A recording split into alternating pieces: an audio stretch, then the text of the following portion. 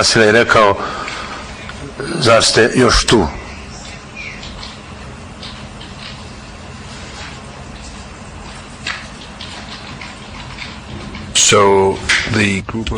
Znači, ta grupa četnika koju ste prepoznali, koja je došla iz Knina po dolasku gospodina Vasiljevića, ako sam ja dobro razumio, nije imala nikakve veze, odnosno nije sudjelovala u zatočenju zarobljenih ljudi. Grupa, rekli ste Vasiljevića, možda mislite na Vidovića. Oprostite, Vidovićeva. Vidovićeva grupa je bila tu i napadala je sva ova sela na prostorima Ilijaša. Oni su došli tu da napadaju. Došli su kao ratnici.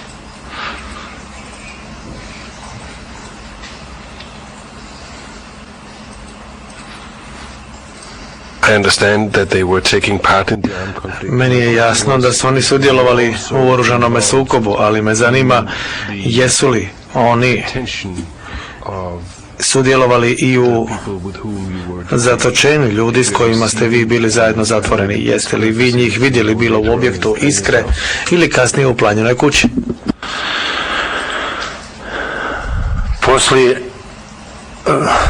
hapšenja, oni su izvršili hapšenja, napade na sela i onda su zatvarani i tu se nekad nisu se kod nas pojavljivali više.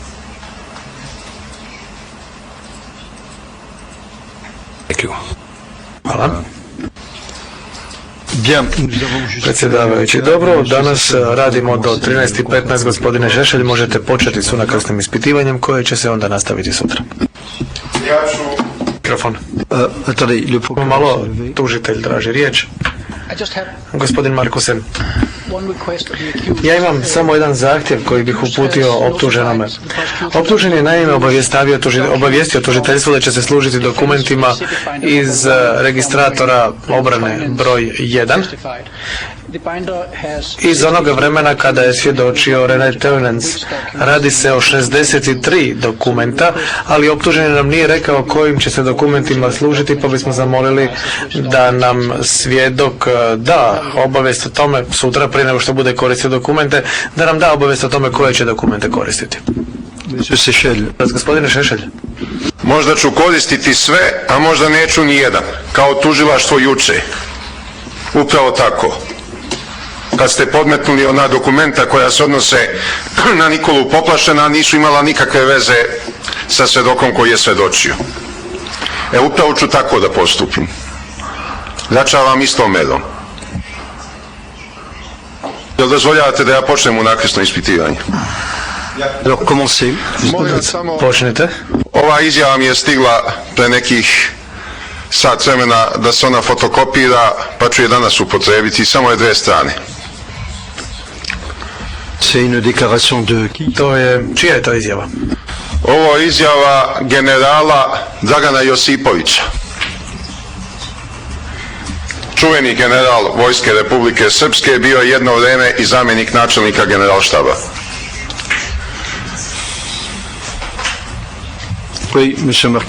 Gospodine Markusen, tužitelj, je li to dokument o kojemu smo obavješteni, da li se on nalazi u prvom registratoru i ako da, pod kojim razdjelnikom? A ako nije, onda vjerojatno nismo o njemu obavješteni, teško da se može koristiti sudac. Gospodine Markusen, meni se čini da je to dokument koji je optuženi primio telefaksom, prema tome on nije u registratoru. To je dokument kojega je dobio telefaksom prije nekoliko minuta, dakle, eto.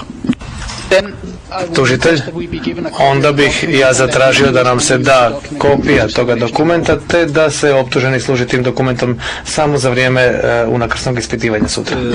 A ja sam i dao da se to umnoži, ali ću se danas služiti za vrijeme unakrsnog ispitivanja. Predsjedavajući, gospodine Šešelj,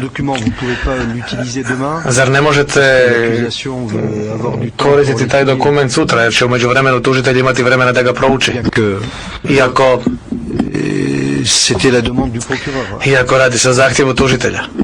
Gospodine predsjedavajući, tužitelj ima celo popodne da prouči taj dokument i da se pripremi za dodatno ispitivanje. A ja sam planirao, takav je koncept mog unakrsnog ispitivanja, ne očekujući da će tužilac da skrati svoje raspoloživo vreme.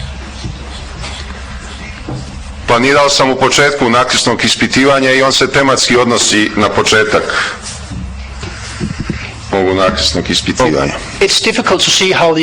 Teško je uopće vidjeti i shvatiti kako je optuženi mogao planirati i koristiti ovaj dokument tijekom unakrsnog ispitivanja ako ga je dobio tek prije sat vremena. Mi stalno dobivamo ove tajnovite dokumente koji dolaze zadnji čas prije nego što počne unakrsno ispitivanje svjedoka. Sudac, gospodine Markusen, samo malo, ako sam ja dobro razumio, no kada gospodin Šešelj govori jako brzo i stvarno ga treba dobro pratiti kako se ne bismo izgubili. Naime, on je objasnio da je pripremio protuispitivanje od sutra, dakle on je trebao početi sutra. Međutim, dogodilo se da imamo više od pola sata danas, dakle kako ne bismo danas gubili vrijeme, ja sam mu dao riječ i on nam je rekao, ja ne dovodim u pitanje njegovu dobru vjeru, ali on je rekao da je unakrsno ispitivanje počelo sutra, onda biste imali mogućnost proučiti ovaj dokument, imali biste cijelo popodne na raspolaganju. Međutim, budući da on počinje s protuispitivanjem danas, a on zato nije odgovoran,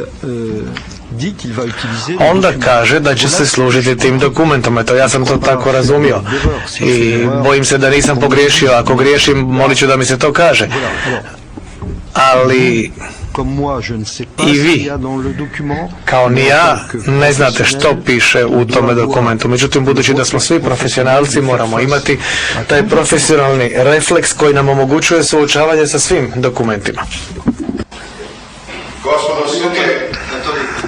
Sudac, samo malo pričekajte, suci će se međusobno posavjetovati.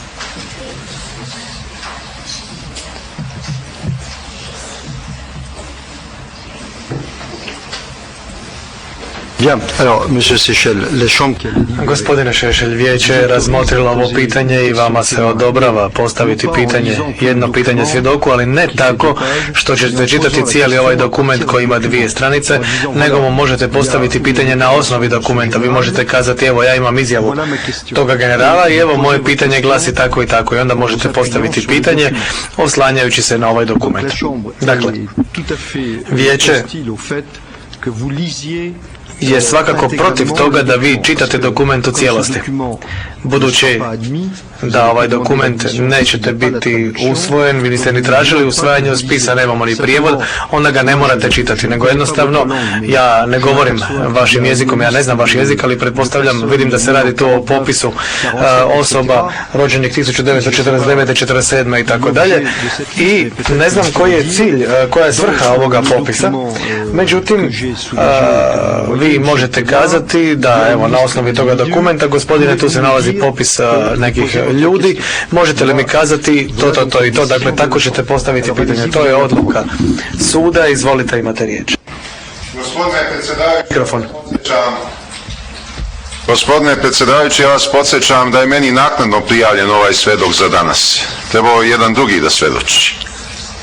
A ja sam morao da potražim gdje se nalazi general Josipović, da ga pronađem, pa da s njim razgovaram, zapravo moji saradnici s njim da razgovaraju, pa i ja telefonom, pa da mi da izjavu, pa da se izjava sudski overi i tako dalje, i ona je stigla malo pre. I ona je blagovremeno stigla. Ali, pošto za mene važe sve teži kriteriji izvođenja unakrsnog ispitivanja, ja ću se i tome prilagoditi, naravno. Ja ću u jednom trenutku reći više unakrsno ispitivanje nema nikakvog smisla, pa će se tako ubrzati ovaj proces. I na to sam spreman. Još nije došao taj moment, ali sve je bliži. Gospodine VS 1000... Inalatancija, oprostite gospodine Šešelj, ali ja imam jedan manji problem zato što vi govorite o izjavi koja je ovjerena u sudu. Ja znam da, kao i uvijek, ovo nije prvi put da dolaze ove izjave ovako u zadnji čas. Međutim, radi se o izjavi čiji je samo potpis ovjeren i potvrđena mu je autentičnost. Dakle, potpis, a ne izjava, odnosno njezin sadržaj. A ko može da overava istinitost izjave? Kažite mi to, molim vas. Ko će overiti istinitost izjave ovoga svedoka? Ko to overava uopšte istinitost izjave i gde se to overava? Overava se da je određeno lice lično pristupilo sudu i overilo sopstveni potpis pred ovlaštenim sudskim službenikom se potpisao. I to je smisao te overe. I ništa drugo, i to sam vam do sad nekoliko puta objasnio. A nadao sam se da vi mene dobro razumete. Drugo, ja nikad nisam bio na ovim područjima. To jesam razumjela, zato što sam ja spomenula ovu situaciju prvi put, ali hoću da to tako bude svaki put kada dobivamo ovakve izjave i kada se usvajaju spis. Ja stalno ću to ponavljati na zapisnik. Mikrofon. Ja sam vama pre nekoliko mjeseci svečano obećao da vam više nikad ništa neću nuditi da se usvoji u spis. Možete biti relaksirani što se toga tiče. Ali da tako napadno upadate u metodologiju mog unakrsnog ispitivanja zaista nisam očekivao. Čime ću se ja služiti? Kakvim papirima? Ja ovo nisam morao ni da pokažem tužiocu, ni sudskom veću. Mogao sam da sledim papir i da pitam svedoka je li to, i da mu kažem general taj i taj kaže to i to. Uopšte nisam morao da vam to dam na kopiranje. I natjerat ćete mu buduće da ništa ne dajem ni na kopiranje. Ne dajem ništa u spis, sad više neću davati ni na kopiranje, ništa. Ispitivat ću kako ja znam i umem. I ja odlučujem o metodologiji mog unakrsnog ispitivanja. Ako je neko pitanje nekorektno, tada vi možete intervenisati. I molim vas da se relaksirate u tom pogledu. Nikad vam više ništa neću kao dokaz u spis davati. Nikada. Završio sam sa davanjem dokaza u spis. Meni je Žao, gospodine Šešelj, ali vi nikada i ne tražite ništa na usvajanje u spis. Vi se samo služite izjavom koja je napisana na BHS-u, koju mi ne možemo pročitati na jeziku koji razumijemo, ni mi suci, ni tužitelj. Dakle, nemojte molim vas govoriti ono što ne prikazuje točno ono što se ovdje događa. Ja vam se na tome zahvaljujem. Ja ne znam, ali ja prema vama nisam agresivna. Ja sam malo poput vas, ja govorim dosta kategorički, otvorenim glasom i vi to morate razumjeti. Zato što vi dobro znate da postoje određeni karakteri, možda je takav moj karakter, takav temperament. Ne radi se o agresiji, nego jednostavno o načinu predstavljanja određenih stvari. Ja se također nadam da vi ni jednog trenutka niste pomislili da sam ja agresivan prema članovima sudskog veća. Kako ja uopšte mogu biti agresivan prema vama? Sva vlast je u vašim rukama. Ja se samo borim za delić mojih prava. Nekad mi uskratite, nekad mi ne uskratite moja prava, to je vaša stvar. A ja se i dalje borim za to. Hoću li sada da počnem? Tužilaštvo je postiglo cilj, ja verovatno ovu izjavu generala Josipovića neću stići danas da pokrenem, pošto imam nešto drugo. Izvolite. Gospodine VS 1055, da li ste vi nekada ranije davali izjave muslimanskim organima vlasti u Bosni i Hercegovini? Nisu postojale muslimanski vlasti. Ja sam davao državnoj bezbjednosti Bosne i Hercegovine. To je državna bezbednost muslimanskog dela Bosne i Hercegovine, je li tako? Bosne i Hercegovine, tako piše tamo kod njih. Pa dobro, na tada bi može da piše ko zna šta, ali znamo šta je suština. Mene interesuje koliko ste vi puta davali te izjave? Pa, sad, 2-3 puta. Sad mene interesuje da li je to 2 ili 3 puta. Recimo da je 3 puta.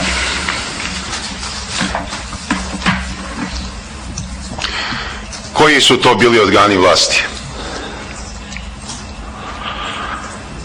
Državna bezbjednost,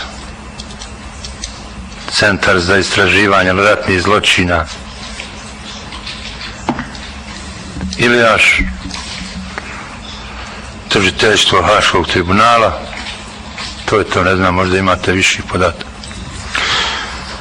Dali ste izjavu službi državne bezbednosti 6. decembra 1992. je li tako? Moguće.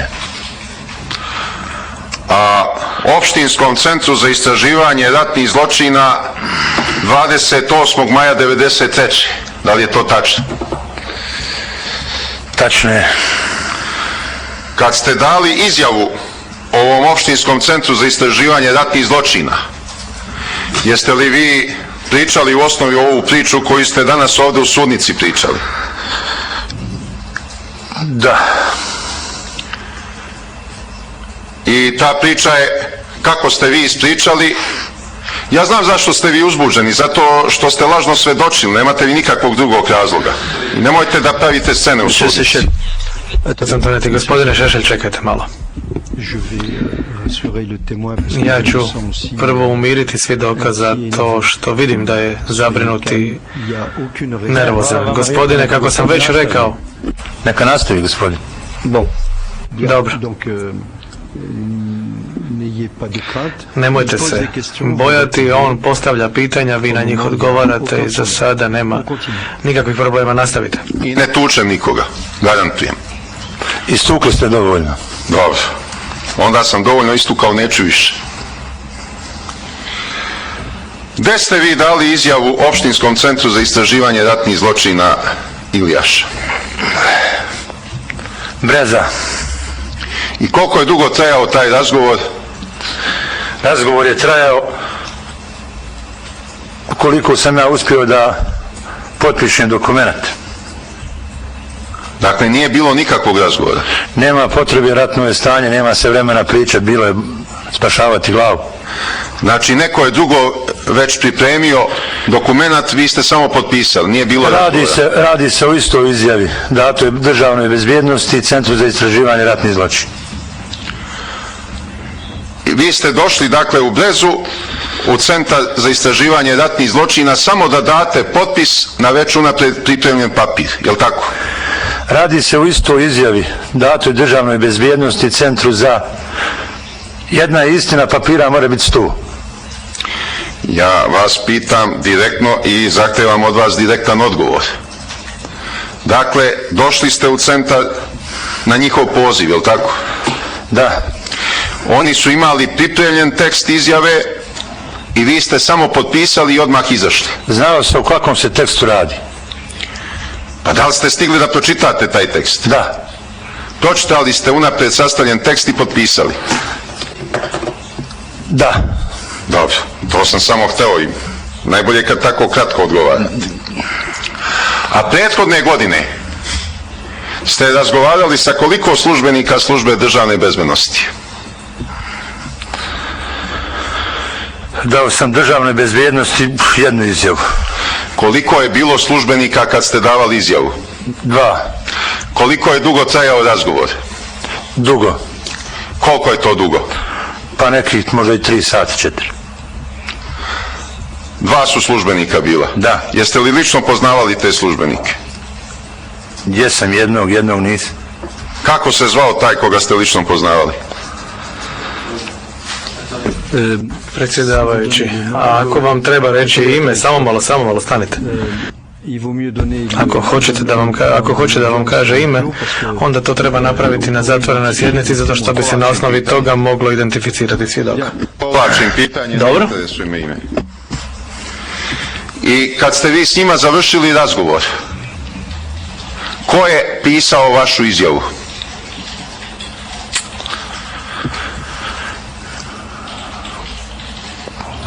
Izjava je se pisala u tom momentu, nije niko pisao našu izjavu. Vi ste s njima razgovarali 3 sata, rekao ste, je li tako? Pa tu negdje. A u toku tog razgovora jedan od službenika je diktirao daktilografkinji izjavu, je li tako? Ja sam diktirao izjavu svoju.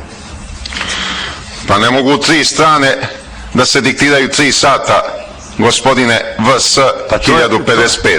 To je razgovor, ali nije diktiranje, razgovor. I istovremeno kucanje, kao je ovo današnjo. Ovo današnje kad se kuca, to je transkript razgovora. Ovdje ima svako pitanje, svaki odgovor. A ovo što ste vi potpisali na 3,5 strane nije razgovor, nego izjava, priča. Izjava, priča, to sam i rekao. Prema tome, nije to kucano u toku razgovora, nego je neko diktirao daktilografkinji šta će da kuca. I taj niste bili vi, jel tako? Ja sam bio ja, znači moju izjavu sam ja diktirao ljudima. Davao sam ljudima izjavu. Vi ste ljudima davali izjavu, ali to što ste vi pričali, daktilografkinja nije kucala, nego je kucala ono što je govorio pripadnik državne bezbednosti. Meni nije jasno to. Šta vi pričate? Znao sam ja da vama neće. Da moju izjavu... Predsjedavajući sudija. Gospodine svedoče. Pitanja koja vam se postavljaju imaju zapravo jedan tehnički ugao. Postoje 2 moguća postupka. Sa nekim vodite razgovor tokom 3 sata i po završetku tog razgovora neko sastavlja vašu izjavu, to se otkuca na mašini i vi je pročitate i potpišete. To je jedna metoda. Druga metoda, tokom razgovora koji se sa vama vodi, vodi. Vi, na primjer, kažete tog dana sam izveo 25 krava, a stenograf to otkucava doslovce na mašini. Znači, tog dana izveo sam 25 krava. Postoje dakle dve moguće metode, a ono što gospodin Šešelj pokušava da ustanovi, i to nas takođe sve zanima, jeste sledeće. Po završetku ova 3 sata koje ste proveli sa ovim ljudima, da li je neko sastavio tekst, onda vam ga je dao vama, vi ste ga ponovo pročitali i potpisali. Eto, tako glasi pitanje. Znači, tekst je istinit. Ja se ne sjećam sada metode davanja izjave, potpisivanja, kucanja i tako. Znači, radi se tamo što piše, ja ne znam šta ima pred gospodinom, ali je istina. Ako je tamo moj potpis, onda je to istina. Ja znam da je istina uvijek ono što vaša udba napiše i da ste spremni uvijek da to potpišete. Kad su došli haški istražitelji da sama razgovaraju. Bien. Je sais à l'avance. Predsjedavajući sudija, unapred znam šta će tužilac da kaže. Gospodine Šešelj, ispekavajte da iznosite komentare ove vrste. To ničemu ne služi. Mi smo shvatili koja je metoda korišćena, sad što se ostalog tiče, nebitno je. Osim ukoliko vi možete da dokažete da su zapravo istražitelji sastavili i rekli svedoku da kaže ono što je rekao, ali to je nešto što bi bilo dosta teško dokazati. Izvolite, nastavite. Ja sam mislio, gospodine predsjedavajući, da ste se vi već uveli da ja sa velikom lakoćom dokazujem sve ono što želim u toku dosadašnjeg procesa. Baš sve što sam želeo da dokažem, dokazao sam. Kad su vama prvi put došli haški istražitelji? Haški istražitelji su prvi put bili kod nas. Ja se ne sjećam, možda neki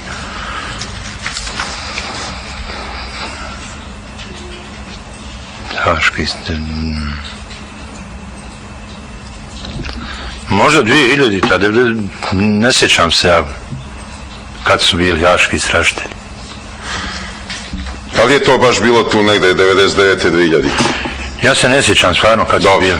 Ne sjećate se. Očekujem ja sad da se vi često nećete sjećati ničega.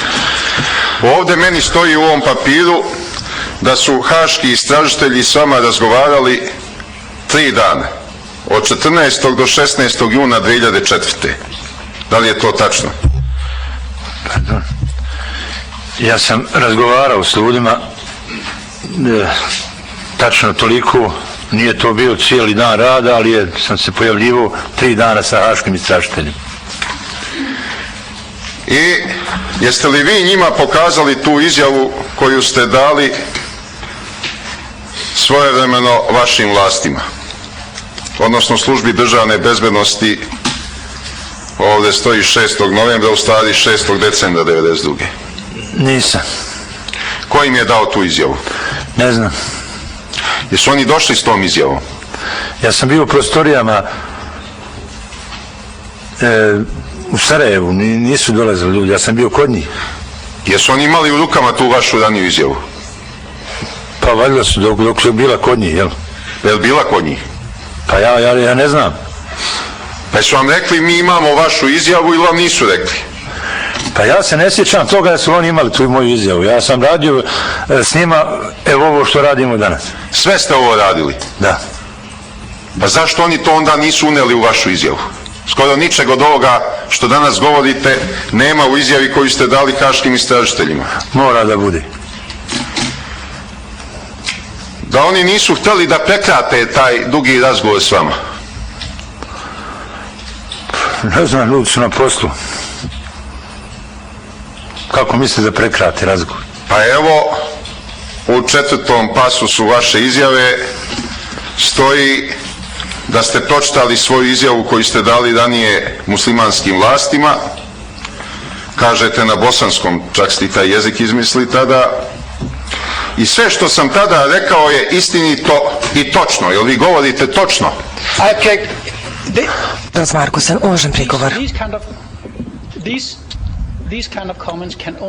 Ova vrsta komentara može samo da bude provokacija kojom se izaziva svedok. To je neprihvatljivo.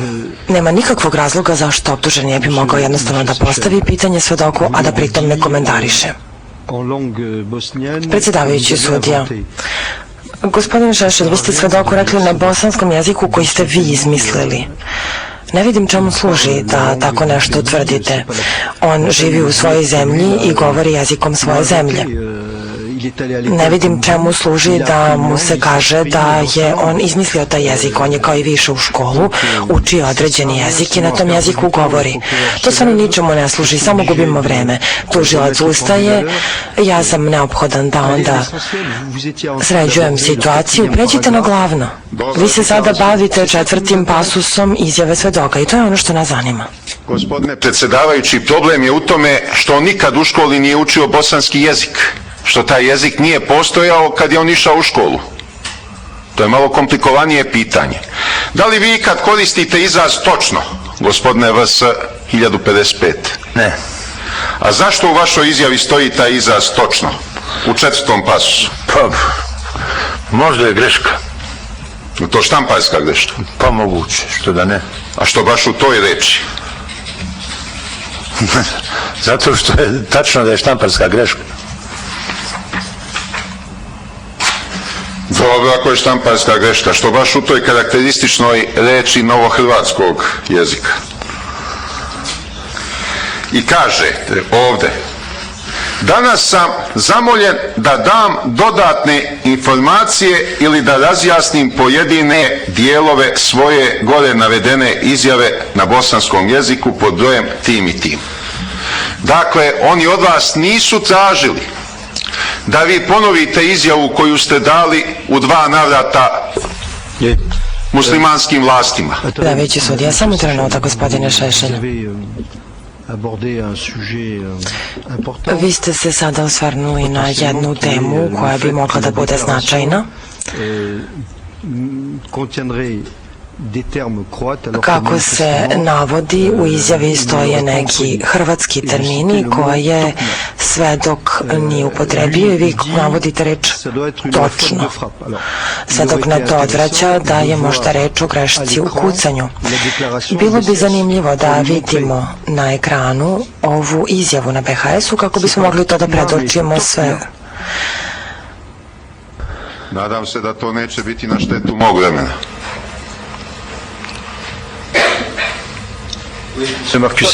Predsjedavajući, gospodine Markusen, izvolite. Tužilac Markusen, samo bih želeo da izjavim sljedeće, da je verzija izjave koju svedok potpisuje verzija na engleskom jeziku koja se usmeno prevodi svedoku, a onda se potom prevodi na BHS i zbog toga onda možda, eventualno može da se postavlja pitanje terminologije koja se koristi u pismenom prevodu, ali pismeni prevod se obezbeđuje naknadno.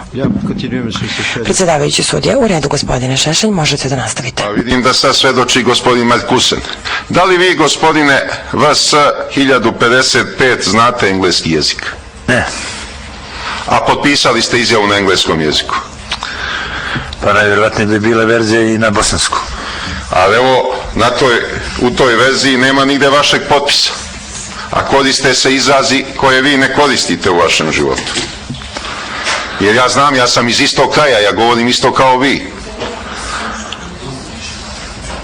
I nikad u životu taj izraz točno nisam koristio, jel tako? Nisam ni ja.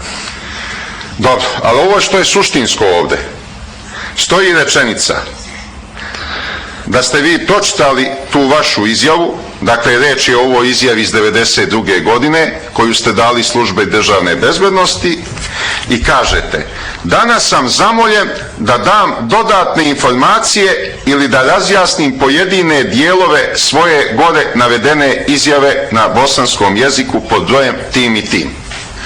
Dakle, od vas nisu tražili da date kompletnu izjavu, nego su vam predočili raniju izjavu datu muslimanskim vlastima i zamolili vas da date sad neke dodatne informacije i da ponešto razjasnite. Je li tako?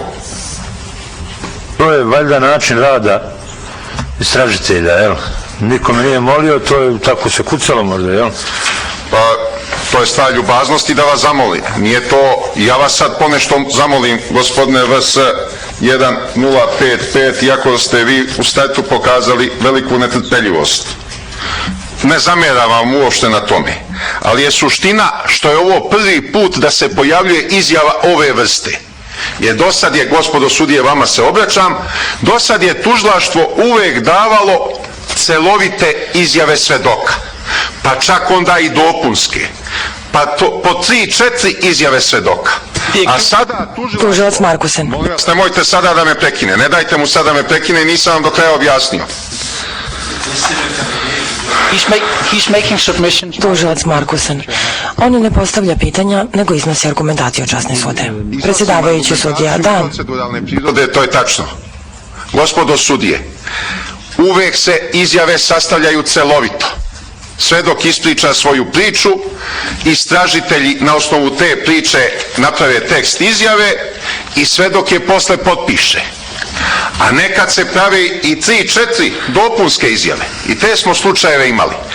Ovo je prvi put od kad postoji tribunal da se zdravo za gotovo prihvati izjava koju je svedok potpisao službi državne bezbednosti Bosne i Hercegovine. A onda prva i jedina njegova izjava tužilaštvu sadrži rečenicu da on prihvata sve ono što tamo piše kao tačno, pa daje dodatne informacije i razjašnjava pojedine delove.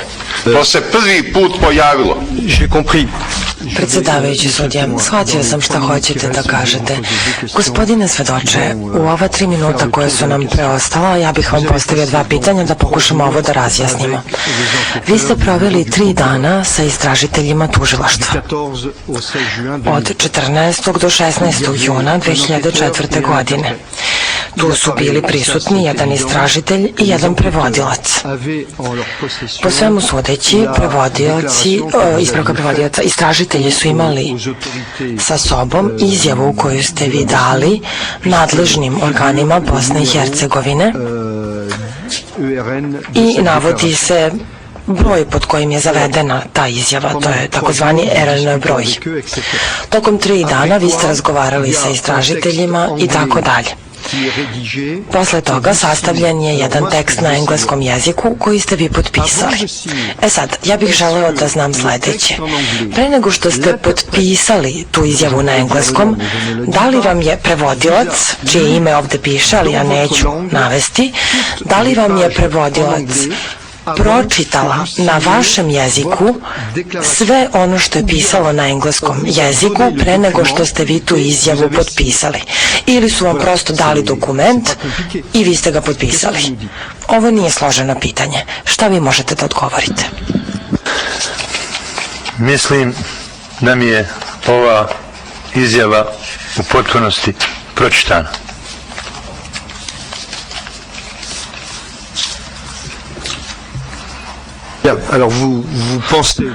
U redu, dakle, vi verujete da vam je ova izjava u celosti pročitala, a vi ste posle tog čitanja potpisali stranice.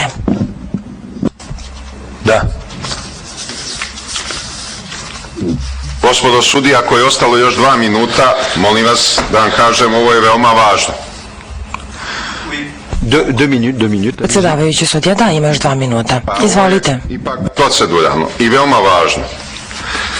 Poenta je u tome da se zdravo za gotovo uzima prethodna izjava svedoka data muslimanskim vlastima. I ovde se registruju podaci o toj izjavi. A izjava Haškom tužilaštvu nije kompletna izjava o predmetu svedočenja, nego samo dodatne informacije ili razjašnjavanje pojedinih delova one izjave date muslimanskoj tajnoj policiji. To je suština.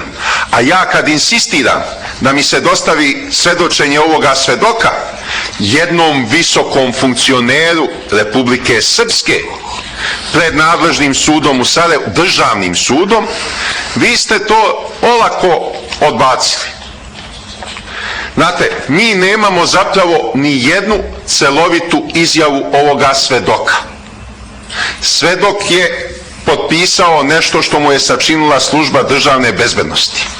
Komisija za ratne zločine naredne godine je samo prepisala to od službe državne bezbednosti. A Haško tužilaštvo primilo znanju to što je svedok potpisao u službi državne bezbednosti i krenulo u dodatna pitanja. Vidite da mi nemamo ni jednu autentičnu izjavu ovoga svedoka.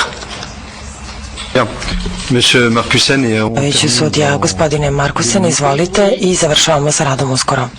Tužilac Markusen. Izgleda da optuženi pokušava da ovo predstavi kao nešto tajanstveno, možemo samo da nagađamo kakva je tu tajna. Međutim, tu ne postoji ničeg misterioznog, niti je postupak koji je usvojen neprimeren. Što se tiče pitanja potpisa i čitanja izjave, predlažem veću da pogleda poslednju stranicu izjave koja nosi odgovarajući RN broj i tu stoji izjava osobe koja je pročitala svedoku njegovu izjavu. Ovo je pokušaj da se prikaže postupanje tužilaštva i nalozi koje je veće izdalo u pogledu toga kako optuženi može da dobije iskaz ovog svedoka pred državnim sudom na neodgovarajući način i uz dužno poštovanje ja bih tražio da optuženi postavlja pitanja svedoku tako da možemo da završimo s njegovim unakrsnim ispitivanjem. Žao mi je što gubimo vreme, što to moram da istaknem, ali to ima veze sa postupanjem optuženog. Predsjedavajući sudija, u redu, nastavit ćemo sa unakrsnim ispitivanjem sutra. Požurite, gospodine Šešelj, jer ja imam još jedno suđenje posle ovog. Izvolite. Samo vam stavljam do znanja da tužilac Gospodin Šešelj nije uključio mikrofon. Stavljam do znanja da tužilac izbegava da objasni zašto ovaj svedok haškim istražiteljima nije dao kompletnu izjavu nezavisno od svojih ranijih izjava. One su mogle biti date kao prilog, ali ne da se ukomponuju celovito u izjavu haškim istražiteljima. To je presedan koji se ranije nikad nije desio u ovom tribunalu, jer haški istražitelji su dužni da celovitu istragu obave. Dakle, kompletnu izjavu da uzmu, a ne da nastave posao koji je započela svojevremeno 12 godina ranije tajna muslimanska policija. Predsjedavajući sudija, u redu, shvatio sam šta želite da kažete, razmotrit ćemo ponovo ovo pitanje sutra. Gospodine svedoče, vi ste sada svedok pravde, što znači da više ne možete imati nikakvih kontakata sa tužilaštvom. Vidjet ćemo se sutra u 8:30. Hvala vam. Ustanite, molim.